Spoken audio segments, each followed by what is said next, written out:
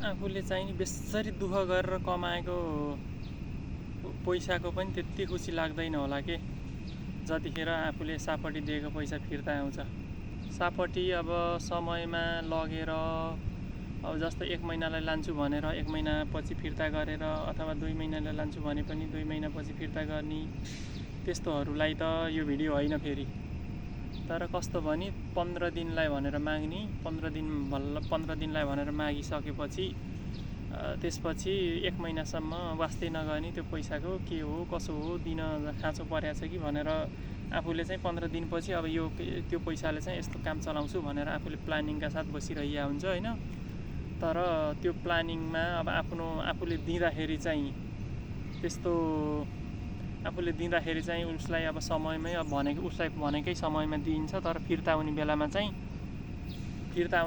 चाहिँ उसले भनेको समय त दिन्छ तर समयमा पैसा चाहिँ फिर्ता कहिल्यै नगर्ने के। मलाई चाहिँ त्यही भएर दुःख गरेर कमाएर एकदम आफूले बचेको पैसा चाहिँ आफ्नै हो, आफूलाई नै काम लाग्छ, सहयोग आफ्नो लागि नै काम लाग्छ, आफूलाई खर्च गर्न काम लाग्छ। तर यो सापटी दिएको पैसा चाहिँ आफ्नो लागि चाहिँ काम नलाग्न पनि सक्छ के। भनेको समयमा आफूले खर्च गर्ने समयमा यदि त्यो पैसा आएन भने त्यो पैसाको खासै त्यति ठुलो अर्थ र औचित्य पनि हुँदैन के। पछि पनि काम त लाग्छ, काम नलाग्ने होइन। तर जतिखेर उसको समस्या जतिखेर हल गरिएको थियो अनि मेरो समस्या पनि उसले फिर्ता गरेर हल गरिदिएन भने आफूले पनि अब त्यो गुण सम्झे जस्तो भएन नि त। यो चाहिँ मेरो एकदम नितान्त व्यक्तिगत विचार हो।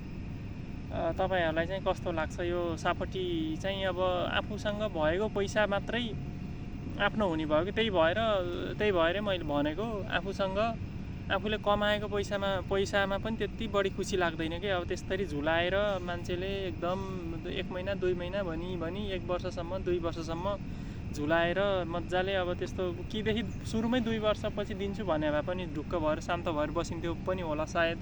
अब त्यही अनुसार त्यही योजनाले दिन्थ्यो। तर मान्छेले माग्दाखेरि चाहिँ 15 दिनलाई भनेर मागिदिन्छन् होइन। 15 दिनलाई भनेर मागेर अनि त्यसपछि 1 महिना 2 महिना अथवा वर्षौंसम्म पनि लगाइदिने त्यस्तो मान्छेको पैसा फिर्ता आउँदाखेरि चाहिँ आफूले दुःख गरेर कमाएको पैसा भन्दा नि ठुलो भ्यालु र त्यतिखेरको त्यो पैसाको त्यो माया अथवा खुसी चाहिँ त्यतिखेर लाग्छ भन्ने मेरो निष्कर्ष हो। कतिपय त इमानदार पनि हुन्छन् नि त। अब यो सापटी माग्ने मान्छेहरू पनि समयमै फिर्ता गर्ने, अब ट्याकटुक अब सबै भनेको समयमा आफूलाई चाहिएको बेलामा पनि फिर्ता गर्ने पनि हुन्छन्।